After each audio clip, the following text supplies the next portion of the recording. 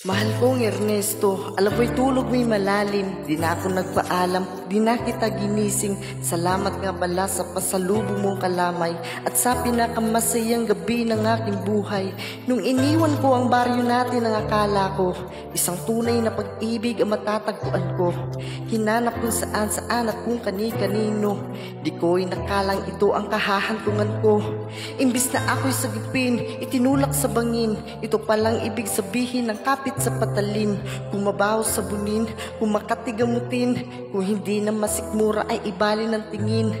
Kahit ako ay bayaran at kalat ka ring babae, alamang amoy ng laway ng iba't ibang lalaki. Isa lang ang kaya ko sa'yo'y maipagmalaki. Ikaw lang ang bukod tanging hinalikan ko sa labi. Gusto ko mang manatili sa iyong mga yakap. Ako may natutuwa dahil ako'y iyong nahanap. Wala na yatang wali sa makakalinis ng kalat. Ang katulad ko sa'yo ay di karapat-dapat. Pinangarap kong sa altar ako'y iyong iatid. Ngunit sa dami ng pait ang puso ko ay namanhid. Di ko mapakalimutan ang pabaon mong halik. Pero pakiusap lang, huwag ka na sana pang babalik. Regalo ng may kapal lang ikaw ay makilala.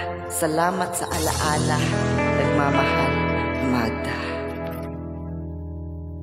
Ito'y kwento ng isang babae,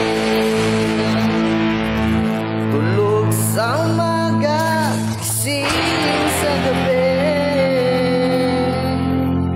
Ang kanyang mata'y puno ng kolorete.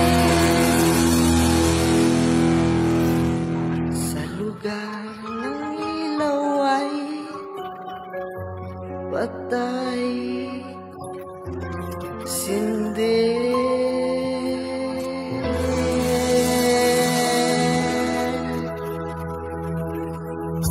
Simulan natin ang istorya.